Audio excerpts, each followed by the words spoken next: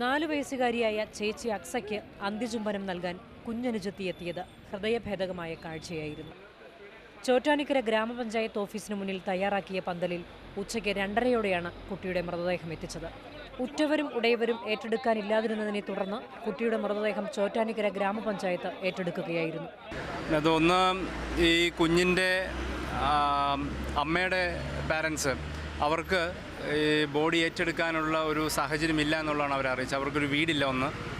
രണ്ട്, അവർക്ക് അതിൻ്റെ സാമ്പത്തിക പരാധീനതകളുണ്ട് തുടങ്ങിയ വിഷയങ്ങളാണ് അവർ പറഞ്ഞത്. ഞങ്ങൾ 2 കൈ നീട്ടി ആ കൊച്ചിൻ്റെ മൃതശരീരം ഏറ്റെടുക്കുകയാണ്. കാരണം ഞങ്ങളെ സംബന്ധിച്ചിടത്തോളം ഞങ്ങൾക്ക് ചെയ്യാൻ പറ്റുന്ന ഏറ്റവും കരുണീയമായ മാർഗം അതുമാത്രമേ ഉള്ളൂ. അക്സയുടെ മൃതദേഹം അവസാനമായി കാണാൻ ഉച്ച മുതൽ തന്നെ ചോറ്റാനിക്കര പഞ്ചായത്ത് ഓഫീസിലേക്ക് ജനപ്രവാഹമായിരുന്നു. 1 മണിക്കൂറോളം പൊതുദർശനത്തിന് വെച്ച മൃതദേഹത്തിൽ മന്ത്രി അനൂപ് ജേക്കബ് അടക്കമുള്ള ജനപ്രതിനിധികളും അക്സയുടെ സ്കൂൾ അധികൃതരും നാട്ടുകാരും അന്തിമോപചാരം അർപ്പിച്ചു. പിന്നീട് മൃതദേഹം ഇരുമ്പനം പൊതുശ്മശാനത്തിൽ സംസ്കരിച്ചു. മാതൃഭൂമി ന്യൂസ്, കൊച്ചി. ഇടയ്ക്കിടയ്ക്ക് നെറ്റിയിൽ മുറിവുമായി എത്തിയിരുന്ന അക്സയോട് അധ്യാപികയും ആയയും അന്വേഷിച്ചപ്പോൾ അപകടം പറ്റിയെന്നായിരുന്നു കുട്ടിയുടെ വിശദീകരണം. സ്കൂളിൽ ഇടയ്ക്ക് ആബ്സെന്റ് ആകുന്നതിനെക്കുറിച്ച് പലതവണ റാണിയോട് വിശദീകരണം ചോദിച്ചിട്ടുമുണ്ട്. ഞങ്ങൾക്കങ്ങനെ ഒരു വേറെ രീതിയിലായിട്ട് ഒന്നും തോന്നിയിട്ടില്ല.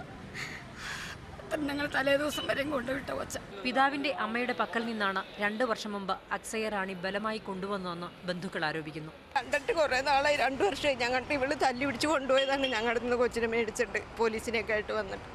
അല്ലാണ്ട് എനിക്കൊന്നും അറിയില്ല. ഞങ്ങൾ കൊടുക്കണേക്കെ മേടിക്കാറുണ്ട് ഇവള്, ഞങ്ങൾ കാണിക്കാറില്ല കൊച്ചിനെ. കുട്ടി ലൈംഗികമായി ചൂഷണം ചെയ്യപ്പെട്ടു എന്ന വാർത്ത സ്കൂൾ അധികൃതർക്കും ബന്ധുക്കൾക്കും നാട്ടുകാർക്കും തീരാവേദനയാവുകയാണ്.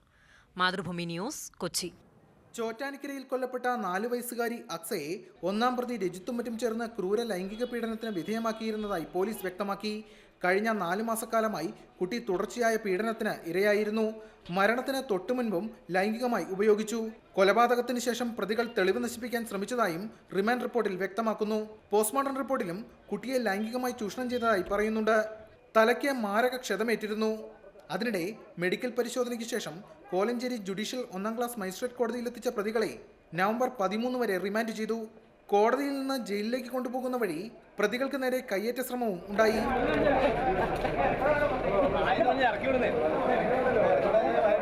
കൂടുതൽ ചോദ്യം ചെയ്യലിനായി പ്രതികളെ ഉടൻ കസ്റ്റഡിയിൽ വാങ്ങും. പീഡന വിവരം പുറത്തു പറയുമെന്ന് കരുതിയാണ് കുട്ടിയെ കൊലപ്പെടുത്തിയതെന്നും പോലീസ് അനുമാനിക്കുന്നു. ലൈംഗിക ചൂഷണത്തിന് ശേഷം അടിച്ചു കൊലപ്പെടുത്തിയതാണെന്നാണ് കരുതുന്നത്. മാതൃഭൂമി ന്യൂസ്, കൊച്ചി.